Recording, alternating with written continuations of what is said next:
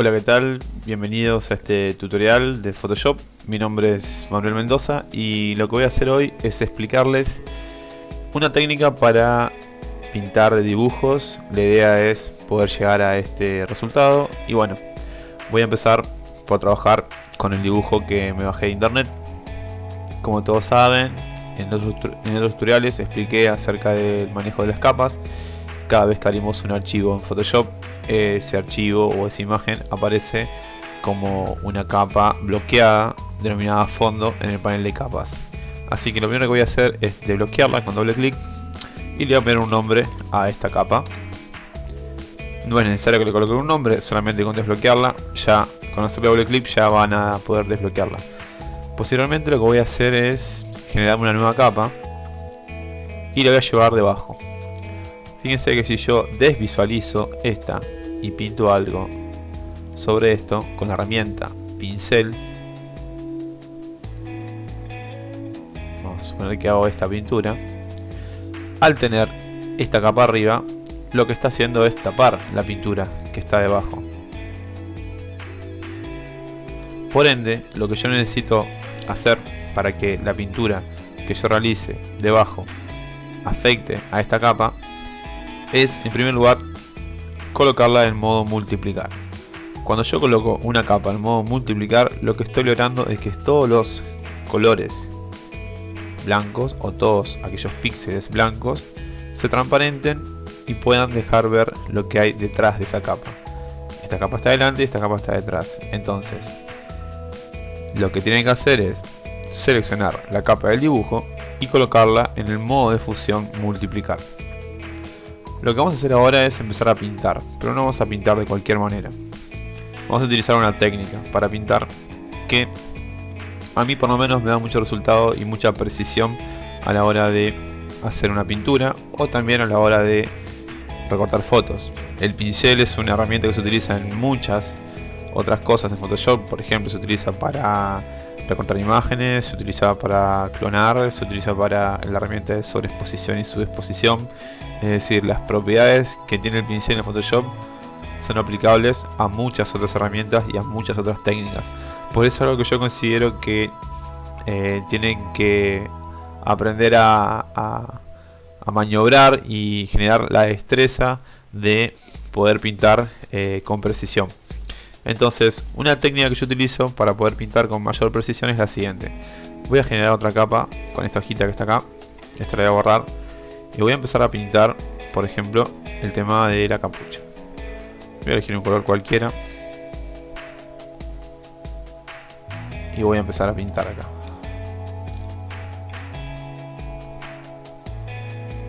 El pincel tiene una barra de propiedades que contempla la posibilidad de cambiar el tamaño del pincel, la dureza, que va a ser justamente cuán difusos estén los bordes del pincel, pues un pincel duro va a tener bordes menos difusos y un pincel blando va a tener bordes más difusos.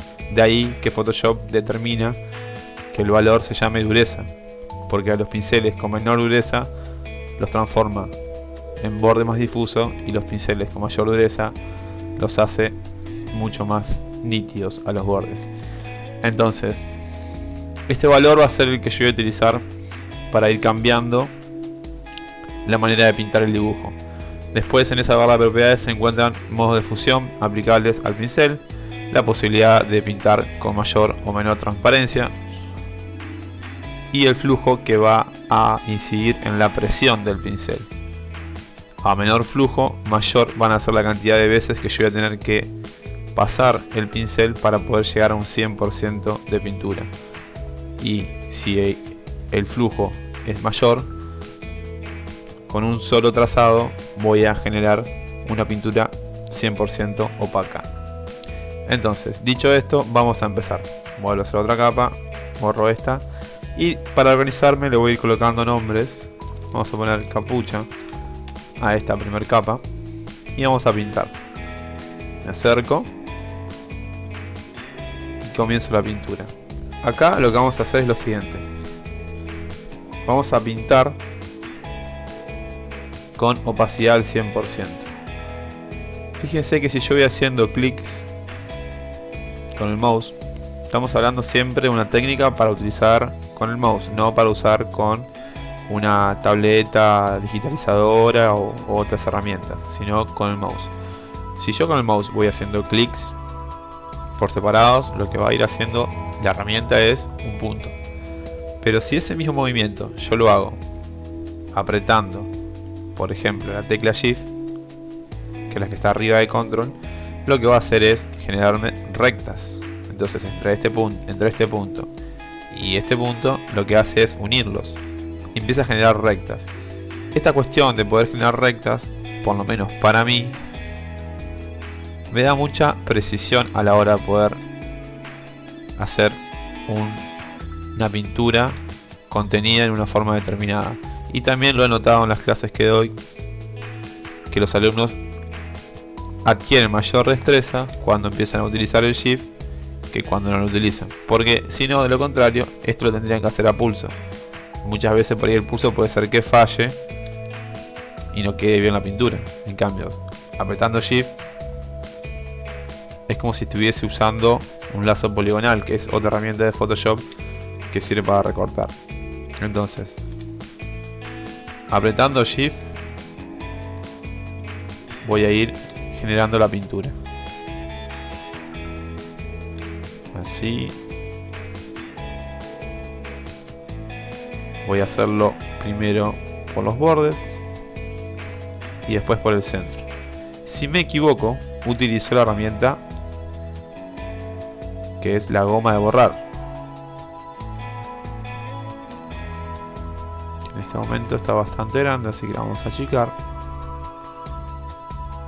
Ahí.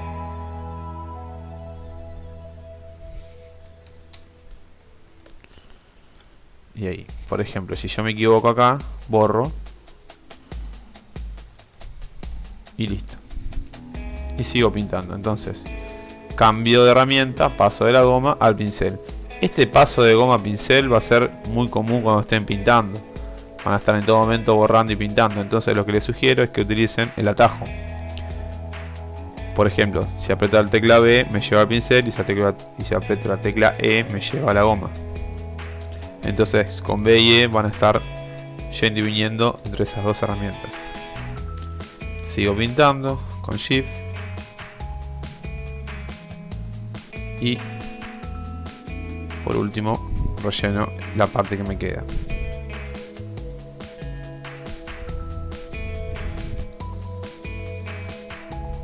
Y ahí ya tengo esa primera parte. Vamos a pintar esta parte de acá.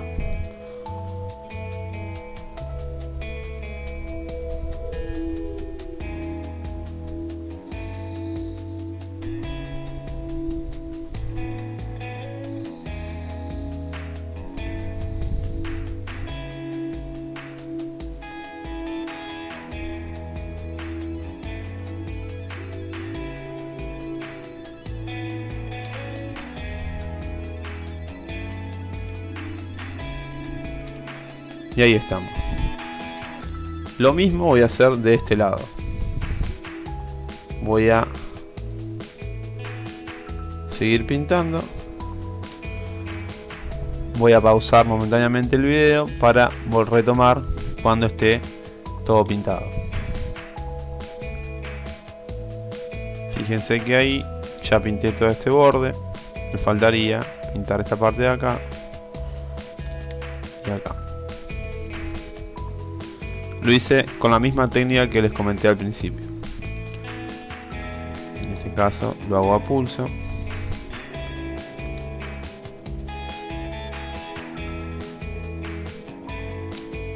Y acá también. Fíjense que con Shift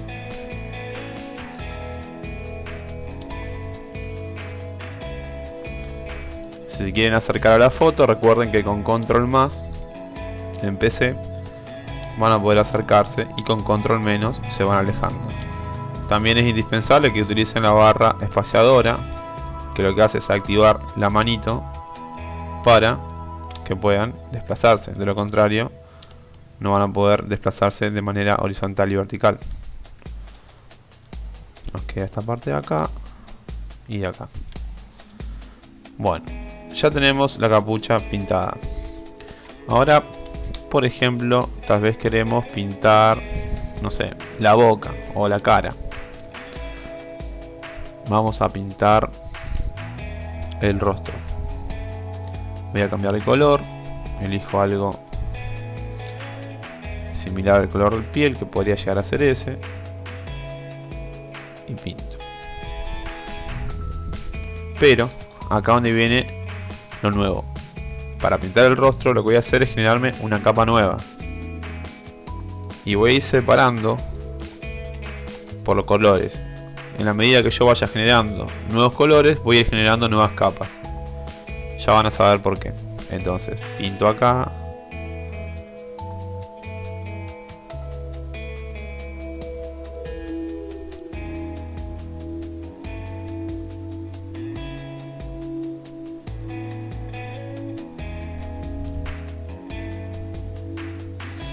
Puedo pintar un poco acá también. Acá puedo bajar un poco la dureza, para que no quede tan marcado el corte entre el cabello y la frente.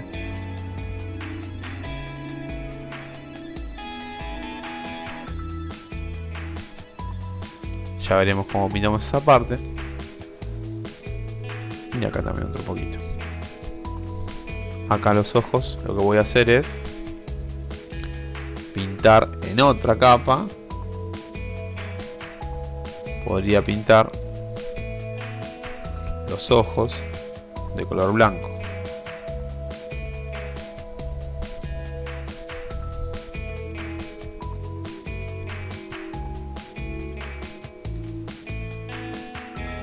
Bien, y así sucesivamente. Ahora, fíjense lo que pasa si yo, por ejemplo, estoy haciendo un trabajo profesional y un cliente o que sea la persona que me está pidiendo el trabajo me pide cambios y necesito hacer un cambio de color.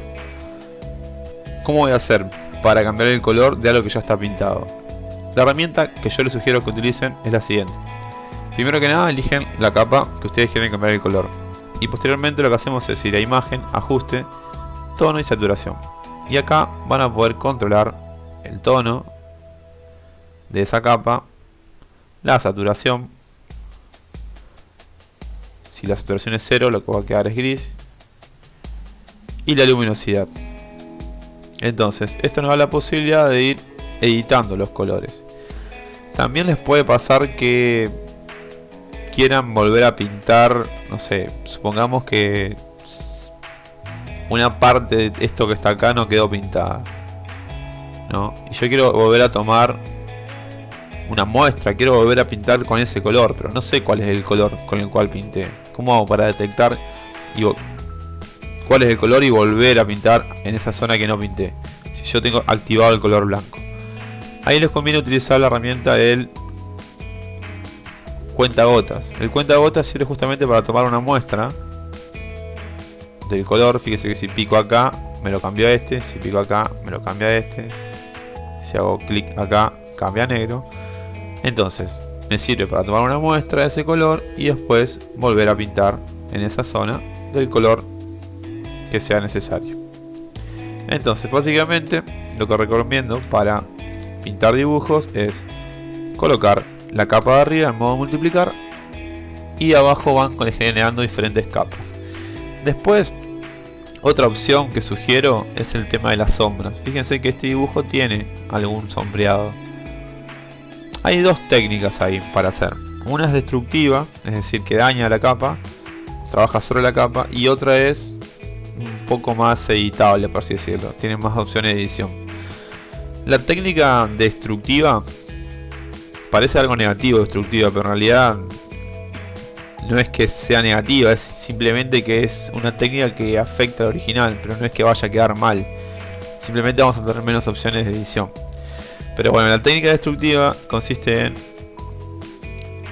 usar la herramienta de sobreexposición o subexposición. Si ustedes van a sobreexponer, lo que van a hacer es aclarar la imagen. Y si van a subexponer, lo que van a hacer es oscurecer la capa o la imagen. Entonces, por ejemplo, si nosotros queremos darle un poco de sombra a este color, tenemos que utilizar subexponer. Pero hay una cuestión. La barra de propiedades de esta herramienta tiene en particular algo que se llama rango. El rango se divide en tres aspectos. Podemos tocar el rango de las sombras, los medios tonos o las iluminaciones. Entonces, lo que vamos a hacer acá para este tipo de casos es tocar solamente los medios tonos. ¿Por qué los medios tonos? Porque los medios tonos son aquellos colores que no son ni tan aproximados al blanco ni tan aproximados al negro. El verde es un tono intermedio. Entonces, si elegimos medio tonos, vamos a poder corregir ese color. Si trabajan, por ejemplo, con un amarillo, como por ejemplo este que está acá, tal vez lo que convenga es elegir iluminaciones, porque es un color que se aproxima más a los colores luz, al blanco sería. Los colores que se aproximen más al blanco van a ser considerados como el rango de iluminaciones. Lo que se acerque más al negro van a ser considerados como sombras, y lo que estén en un punto medio van a ser considerados medios tonos. Por ejemplo, el rostro yo podría definirlo como que es el rango de iluminaciones, y sobre eso voy a trabajar la sobreexposición o la subexposición. Acá pueden controlar la intensidad de la exposición. Vamos a probar a ver ahí. Iluminaciones. Hay un leve cambio en el color. Vamos a probar con otro, a ver. Sombras. Medios tonos. Medios tonos. Bueno, ahí me confundí. Este sería más un medio tono entonces. Fíjense que cuando paso medio tono, o sea, elijo el rango medio tono y paso la herramienta de sobreexposición, lo que empieza a hacer es generar un efecto de luz, o sea, de claridad sobre la imagen. Si bajo la intensidad de esto, la intensidad va a ser menor.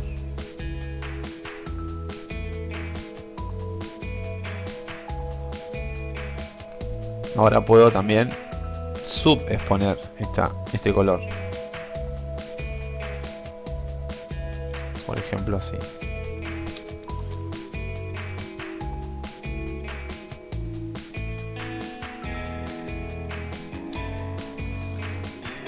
Lo mismo puedo hacer con este. Puedo subexponer un poco para darle un efecto más de sombreado. O puedo darle mayor iluminación con sobreexposición.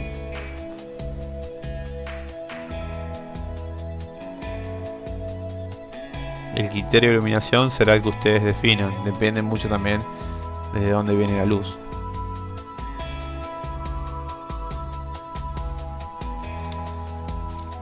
Y ahí lo que hice fue generar un poco de exposición y de sobreexposición sobre el dibujo.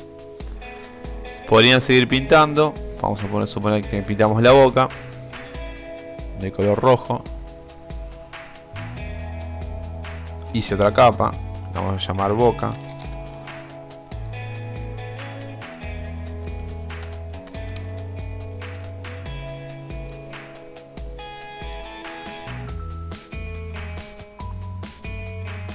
Y pintamos.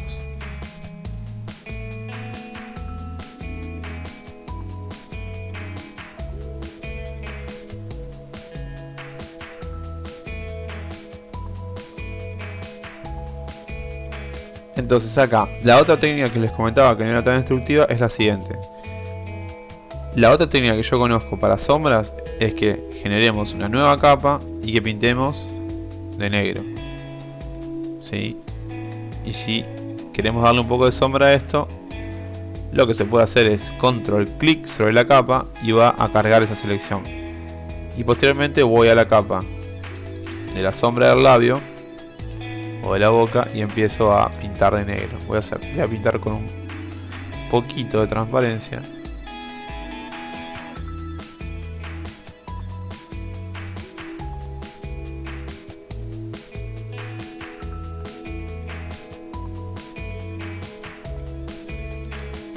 Entonces, por ejemplo acá, si ustedes quieren hacer algún efecto de sombreado, la sombra está en una capa aparte y ustedes pueden definir cuánta intensidad le dan, cuánta opacidad, etcétera. Cosa que no van a poder hacer acá porque la sombra o el oscurecimiento ya está en la capa del rostro. pero en este caso esta parte ustedes la pueden inactivar o desactivar. Una cosa que yo sugiero, por ejemplo, es que trabajen todo eso en un grupo, meter todo en un grupo, el tema de las sombras, y poder trabajar de manera separada. Bueno, después si queremos aplicar un fondo, por ejemplo, puede ser un degradado. Voy a desactivar todas estas capas. Acá venimos a la herramienta de degradado y acá van a encontrar varias opciones. Si hacen clic acá aparecen estos predefinidos. Yo no me voy a detener tanto en explicar cómo editarlos, eso prefiero hacerlo en otro tutorial. Simplemente les comento que acá tienen algunas opciones predefinidas que pueden utilizar. Y hacen un clic y arrastran el mouse y pueden definir el degradado. La dirección. También pueden definir si lo quieren radial, de ángulo, cilíndrico. Tienen varias opciones. El que yo utilicé es uno que era lineal. Lo voy a dejar ahí. Y ahí me quedó el dibujo. Me faltó un poco el pelo, pero básicamente el ejemplo que quería mostrarles era ese. Espero que les sirva. Les viene muy bien para la gente que está más que nada en el tema de ilustraciones o dibujos, ¿sí? Pero igualmente el hecho de hacer un ejercicio como este los va a ayudar mucho a posteriormente poder recortar imágenes con máscaras rápidas y demás cosas. Bueno, nos vemos en el próximo tutorial. Espero que les haya servido y nada, sería bueno que lo apliquen en sus dibujos.